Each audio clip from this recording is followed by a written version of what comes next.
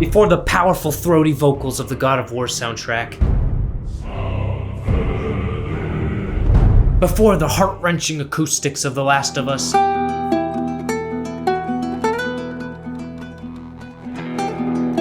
we gamers had this. MAGNAVOX presents Odyssey, the electronic game of the future. Odyssey easily attaches to any brand TV, black and white or color, to create a closed-circuit electronic playground. Hang on, pause it right Odyssey there. gives you... Who did you hire for your soundtrack? It sounds like their music budget was a paperclip and some lint, so they decided to hire a newborn baby to record the flute solo. We need a soundtrack! Listen to this. challenging play and learning games for the entire family. Odyssey, a new dimension for your television. Now at your MAGNAVOX dealer. He's listed in the yellow pages. Oh, it's listed in the yellow pages. Thank goodness I can order my very own MAGNAVOX. Hello, 911? Yes, my ears are being violated right now. The MAGNAVOX Odyssey was the very first console to hit the consumer shelves back in the good old year of 1972. It featured plastic television covers for multiple games, two controllable square dots for multiplayer action. But there was one small problem. You see, it was silent, dead-ass quiet. Not a peep, not a sound came out of the TV while you guys played. So if your friends were over, this is what you got. I don't know what you're expecting. It's just dead silent. Video games without music is like Frosted Flakes without the frosted part. It's just flakes. It's that bland crap your weird uncle still eats for some reason. It's still cereal at its core, but it's got no pep, you know? It's got no oomph. We might not realize it, but we as gamers today are extremely spoiled with the masterpiece orchestral works that come out with the games we play. It's kind of crazy how far we've come. And just to appreciate that journey of musical geniusness that we've accomplished, I'm gonna take you back to a time where games were just beginning to make any sound at all. It wasn't until 1972 when Atari released their classic arcade game Pong that we got our first sound blip at all.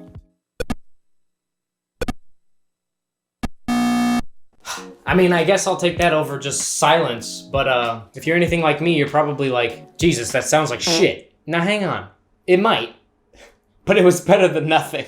We gotta give Atari some major credit here.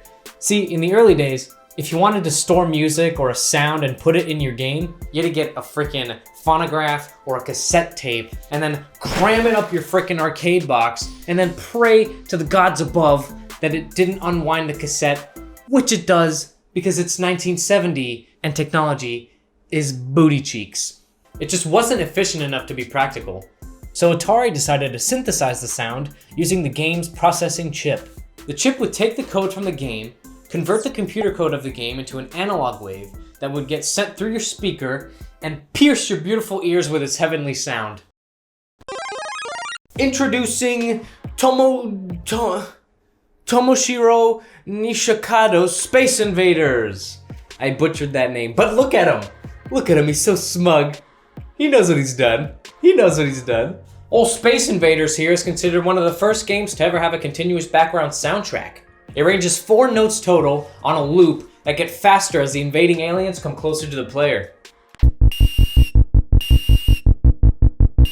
Now we're starting to get somewhere. Not only do we now have the ear-splitting sound of that beautiful space laser shooting up at the aliens, but we also get introduced to rising tension in games. In movies, music has always been around. Even during the silent film era, when there was no talking from the actors, we still had music to go along with it. It wasn't completely silent. Music helps to set a tone or a mood for the characters of what's happening around. And when Space Invaders introduced those 4 accelerating notes, it started to put pressure on the player. These 4 simple notes is all it took for the player to start feeling like the stakes were getting raised. Stuff was happening. You had to save the world, kid. And when the music gets faster and faster, when the aliens come closer, you start to really feel the stress. And I know we say we all hate stress, but we kind of like it though. We kind of like it.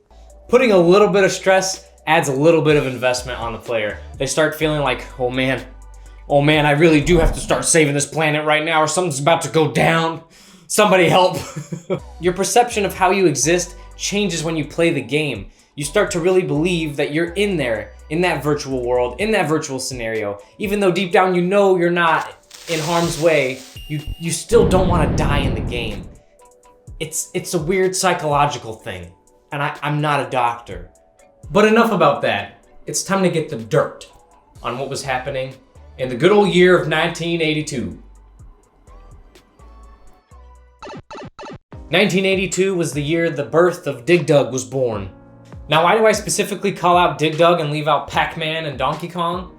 Well, while those games continue to advance the epic chip tunage, Dig Dug introduced something that would become paramount to all of our gaming moments today. I'm talking about timing. While other arcade games before Dig Dug had tracks on a continuous loop in the background, Dig Dug introduced something pretty cool. It would only play the song when the player would move.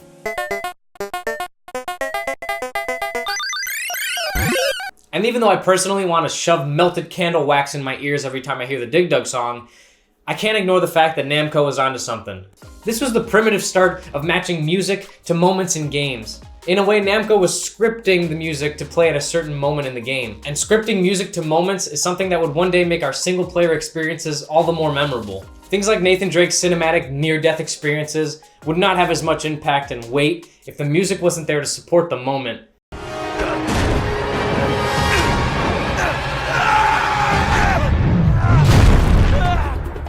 It makes you really feel like, oh shit, I mean, I know this has happened 800 times, but my god, that was a close one. Without music, there wouldn't be that extra punch of urgency to get your ass out of that burning mansion as fast as you could.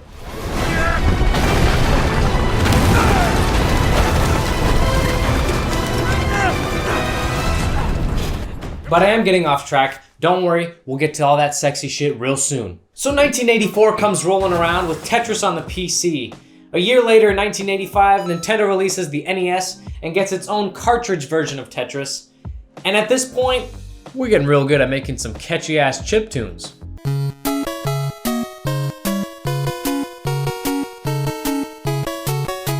We're starting to get chiptunes that sound like actual music and not something a military interrogation chamber would use to get information out of you.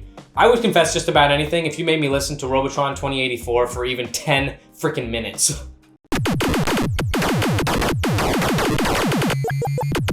Chiptunes continue to reign supreme on cartridge-based consoles like the NES, Game Boy, Sega Genesis, Super Nintendo, and others for the next 10 years. But the writing was on the wall for something better, something on the horizon that would change the way video game music was produced altogether. Ladies and gentlemen, we're about to step into a new era, the CD-ROM era. Let's go. And boy, oh boy, when the PlayStation 1 hit the store shelves with its integrated CD drive, instead of that $300 add-on that made your console look like it was developing a stage 4 cancerous lump on it, is when we started cooking with gas, ladies and gentlemen. Just a quick side note, the PlayStation 1 wasn't the first console to release with a fully integrated CD drive into it, but it was the first one to not cost $700 and suck a fat nut. With the introduction of the CD-ROM, we didn't have to rely on computer chips to synthesize our music in games anymore. Now we could go head-to-head with big-budget movies and TV shows. Bring it on. Released on the PlayStation 1 in 1998, Heart of Darkness is considered to be the first game to have a fully orchestrated and composed soundtrack.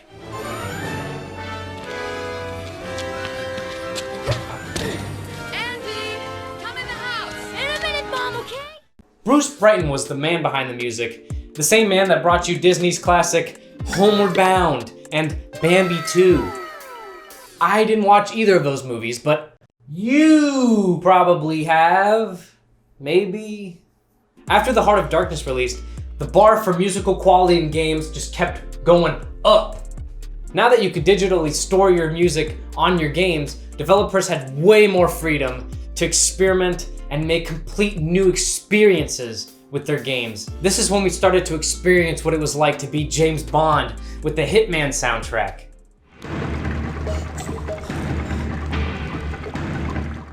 Jesper Kyd was the man behind the Hitman music and would go on to make the Assassin's Creed music, which I will argue is some of the best pieces of music I've heard in a game or movie or any kind of media.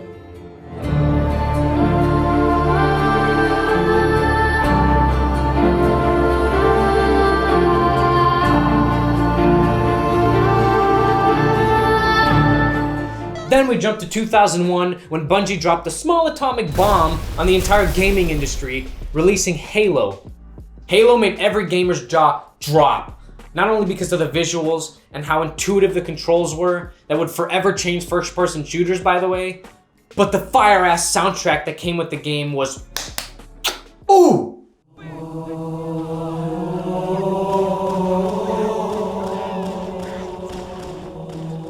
That Halo theme song will forever echo in my head every time I hear the name Halo.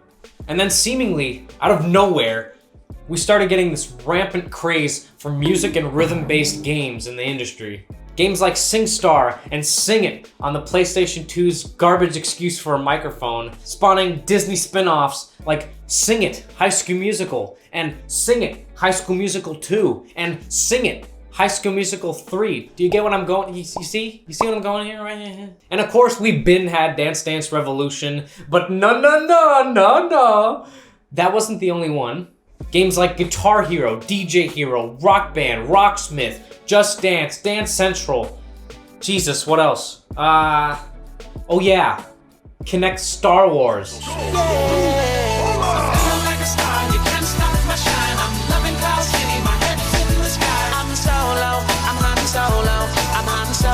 I wonder why in the world music and rhythm games died.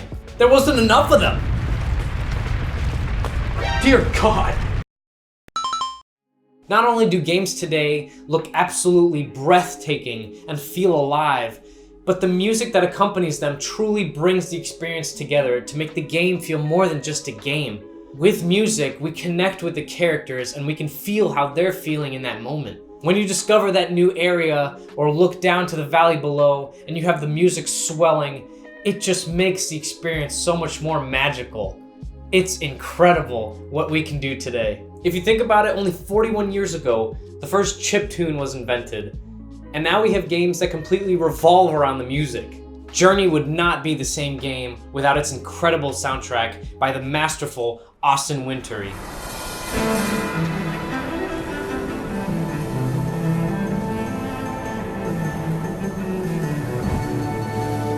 The Witcher 3 wouldn't feel the same without the incredible musical scores that pump you up for fights or just fill you with awe exploring the island of Skellige.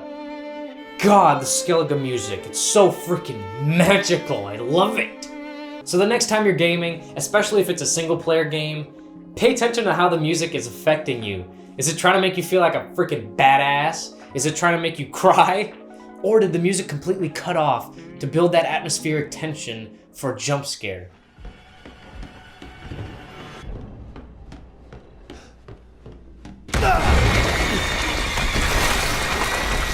Or you could just be playing Candy Crush on mute. And I guess that's cool too. Thanks for watching the video. I hope you guys and girls enjoyed it. Before you go, don't forget to leave a fat like on the video. And if you really want to make my day, smack that subscribe button right in her face. Other than that, I hope you guys have a fantastic day, and I will catch you in the next one. Peace.